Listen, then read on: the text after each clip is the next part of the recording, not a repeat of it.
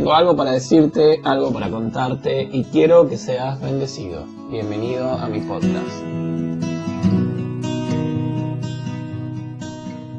Hola a todos, bienvenidos a mi podcast. Este no es parte de la serie de lo que siempre creí que la Biblia decía y no era así, sino que va a ser un poco más diferente. Hoy vamos a ver a Jesús en acción. Hay un momento en la vida de Jesús que me sorprende. Toda la vida de Jesús me sorprende, pero este momento en su vida, antes de comenzar a su ministerio, que es tentado por el diablo, es clave, ¿no? Porque ahí Jesús definía cómo iba a ser su ministerio, de qué manera lo iba a encarar, la visión, cómo la iba a plantar. Y el diablo obviamente lo tienta en un momento clave, específico, en el comienzo de su ministerio, y creo que estamos viendo a Jesús en acción. Jesús era el Mesías de Dios y él lo sabía, y en el desierto se estaba enfrentando con la elección del método para ganar las almas para Dios. Entonces, ¿qué método había de usar para la tarea que Dios le había asignado? ¿Cómo iba o había de materializar su visión y sueño? Y eso lo encontramos en Mateo 4, perdón, Mateo 4, versículo 1 al 10. Quiero leérselos, dice así. Luego el Espíritu llevó a Jesús al desierto para que allí lo tentara el diablo. Durante 40 días y 40 noches ayunó y después tuvo mucha hambre. En ese tiempo el diablo se le acercó y le dijo, si eres el Hijo de Dios, di a estas piedras que se conviertan en pan. Jesús le dijo, no, las escrituras dicen, la gente no vive solo de pan, sino de cada palabra que sale de la boca de Dios. Después el diablo lo llevó a la santa ciudad, Jerusalén, al punto más alto del templo, y dijo, si eres el Hijo de Dios, tírate, pues las escrituras dicen, Él ordenará a sus ángeles que te protejan, te sostendrán con sus manos para que ni siquiera te lastime el pie con una piedra. Jesús le respondió, las escrituras también dicen, no pondrás a prueba al Señor tu Dios. Luego el diablo llevó a la cima de una montaña muy alta y le mostró todos los reinos del mundo y la gloria que hay en ellos. Te daré todo esto, dijo, si te arrodillas y me adoras. Vete de aquí, Satanás, le dijo Jesús, porque la escritura dice, adora al Señor tu Dios y sírvele únicamente a Él. Entonces el diablo se fue y llegaron ángeles a cuidar a Jesús. Qué momento antes del comienzo del ministerio de Jesús. Impresionante. Jesús estaba ayunando, orando por 40 días. Estaba solo en el desierto y fue confrontado por el enemigo de nuestras almas, por el diablo. Interesante forma de responder de Jesús, y creo que nos enseña a todos de qué manera podemos responder frente a las tentaciones que nos pueda ofrecer el mundo y lo que nos rodea, y aún así el diablo mismo, que es únicamente y solamente con la palabra de Dios. Jesús usando la espada, ¿no? La palabra, para contraatacar los ataques del enemigo. Y la usó de una manera perfecta que nos enseña a nosotros. Y la primera respuesta que Jesús da, quiero hacer hincapié en las tres respuestas, en los tres ofrecimientos del diablo y en las tres respuestas de Jesús. Y la primera respuesta está en el versículo 4, donde Jesús dice, no solo de pan vivirá el hombre. Imagínate, la Biblia o el Evangelio aclara que Jesús tenía mucha hambre, ¿no? Y en el desierto están en el desierto donde estaba Jesús, están, acá le decimos cantos rodados, ¿no? Que son las piedras que son lisas y que hay de diferentes tamaños y están como curvas, ¿no? Y tienen forma de pan algunas, así que si tienes mucha hambre y ves una de esas, le hincas el diente y te lo puedes romper todo porque eran piedras. Entonces tenía forma de pan, y obviamente no hay que usar mucha imaginación para imaginarse esa piedra de pan. Entonces era una tentación doble, ¿sí? Frente a esto.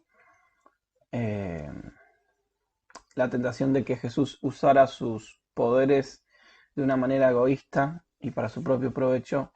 Y eso fue precisamente lo que Jesús siempre se negó a hacer, usar su poder para un fin egoísta, para él mismo. Un camino infalible para convencer a la gente a que le siguiera era darles pan, es decir, era darles cosas materiales. Entonces la primera tentación a Jesús es: dale el pan, dale las cosas materiales y ellos te van a seguir. Pero al haberles dado pan, en primer lugar, habría sido sobornarlos para que le siguieran. Habría sido convencer a la gente para que le siguieran por lo que pudiera sacar, mientras que la recompensa que Jesús tenía para ofrecer era una cruz. Entonces el diablo le dice: dales pan, dale lo que ellos necesitan, cosas materiales, y ellos te van a seguir. Pero obviamente no era el camino. Por eso vuelvo a repetir: en primer lugar habría sido sobornarlos para que lo siguieran, ¿no? En segundo lugar habría sido suprimir los síntomas sin tratar la enfermedad. La gente está hambrienta, pero debemos preguntarnos por qué está hambrienta.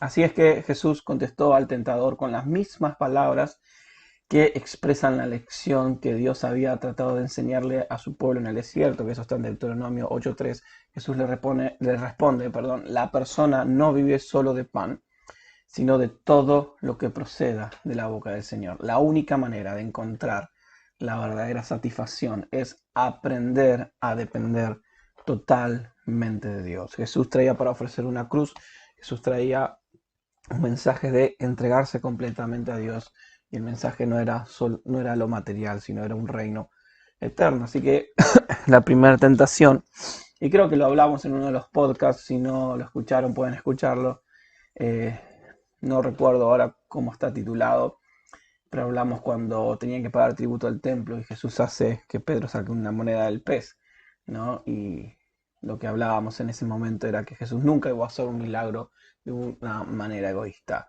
Y este fue el puntapié de su ministerio. Entonces, a partir de acá, Jesús dijo: no voy a hacer ningún milagro para favorecerme, ¿no? Entonces, la persona no vive solo de pan, sino de todo lo que proceda de la boca del Señor. Entonces, la única manera de encontrar la verdadera satisfacción es aprender a depender totalmente de Dios. Después está la segunda respuesta que Jesús le dice: escrito está, no tentarás al Señor tu Dios. Esa no es la manera en que se debe usar el poder de Dios. No intentarás someter al Señor tu Dios a prueba. Es lo que dice el Deuteronomio capítulo 6:16.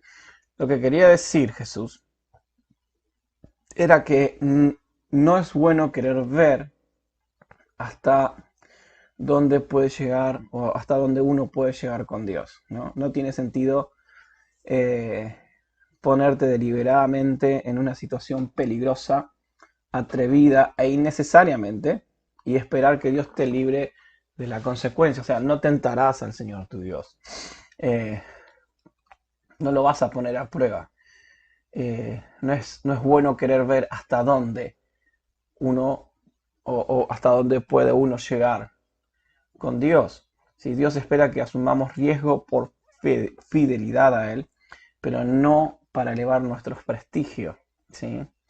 La fe que depende de las señales y los milagros no es la verdadera fe. El poder salvar, perdón, el poder salvador de Dios no es algo con lo que se puede jugar ni experimentar, sino es algo que eh, en lo que uno tiene que confiar eh, en la vida diaria. Entonces, la fe no depende de las señales y los milagros, porque no es una verdadera fe.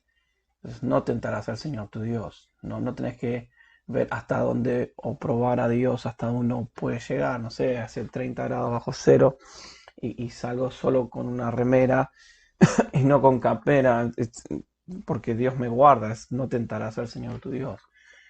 La tercera respuesta de Jesús, cuando Jesús dice: escrito está, perdón, al Señor tu Dios adorarás, ¿no? Entonces, era el mundo lo que Jesús había venido a salvar, ¿no? Jesús vino a este mundo a salvar. y le vino a la mente una representación del mundo. Y el tentador se la mostró. Y la voz del tentador le dijo, postrate, adorame, y yo te voy a dar todos los reinos del mundo. Eh, Jesús vino a salvar al mundo. Pero no había dicho Dios mismo a su escogido en Salmos 2.8, donde dice, pídeme y te daré por herencia las naciones y como posesión tuya los confines de la tierra. Entonces, lo que quería decir el tentador en esta tentación, valga la redundancia, en este momento Jesús vino a este mundo a salvarlo y el tentador le ofrece todos los reinos de la tierra. Realmente lo que le estaba diciendo el tentador era transige, lleguemos a un acuerdo, hazte un poco el ciego al mal y a las cosas discutibles y vas a ganar las masas. Esta era la tentación a pactar con el mundo en vez de presentarle clara y terminantemente las demandas de Dios. Eh, Obviamente la contestación de Jesús, que también está en Deuteronomio 6.13, acá nos damos cuenta que Jesús mismo usó la ley para vencer las tentaciones y para vencer estas pruebas. Jesús le responde, al Señor tu Dios temerás, a Él solo servirás y por su nombre jurarás. No hay lugar para transigir. No se llega a un acuerdo con el mundo. No podemos hacernos los ciegos al mal y a las cosas discutibles para poder así ganar las masas. Jesús estaba absolutamente seguro de que no se puede vencer al mal entrando en acuerdos con él. Eh, hay alguien que dijo que Jesús estableció la insobornabilidad de la fe cristiana. El cristianismo no se puede doblegar para ponerse al nivel del mundo, sino tenemos que elevar al mundo a su propio nivel. Ningún otro principio va a funcionar para salvar al mundo, sino un mensaje claro, un mensaje cristocéntrico, sin transgredir, sin llegar a un acuerdo, sino presentar el mensaje del reino. Entonces, ¿cómo se debe vivir el Evangelio? ¿Cómo se debe predicar? Lo tenemos acá, en las tentaciones en el desierto que tuvo Jesús. Jesús dijo, escrito está. La única manera de encontrar la verdadera satisfacción es aprender a depender totalmente de Dios, no solo de pan vivirá el hombre. Escrito está. Dios espera a que asumamos riesgos por fidelidad a Él, pero no para elevar nuestro prestigio. La fe que depende de las señales y los milagros no es la verdadera fe. No tentarás al Señor tu Dios. Y por último, Jesús dijo, perdón, escrito está, no transigir. Al Señor tu Dios adorará. El cristiano no se puede doblegar para ponerse al nivel de este mundo. No estamos para ponernos al nivel de este mundo. Tenemos que resistir estas tentaciones que hoy el mundo nos ofrece. Hoy creo que a la iglesia está tratando de transigir con el mundo. No tentaremos, no tenemos que tentar al Señor nuestro Dios con actitudes que no valen la pena. La fe que depende de estas señales y los milagros no es una verdadera fe. Y tenemos que aprender en este tiempo a depender totalmente de Dios. Escrito está. Gracias por escucharme hoy. Fue un podcast diferente, pero que podamos aprender la actitud de Jesús. Esto definió su ministerio. Esto definió lo que Él iba a hacer en este mundo y nos trajo salvación. Definamos nuestras actitudes con la palabra. Aprendamos a defendernos con la palabra. No es bueno que nos pongamos a transigir con el mundo. La fe que depende de las señales y los milagros no es la verdadera fe. Y la única manera de encontrar la verdadera satisfacción es aprender a depender totalmente de Dios. Escrito está. Gracias por escucharme y nos vemos en nuestro próximo episodio.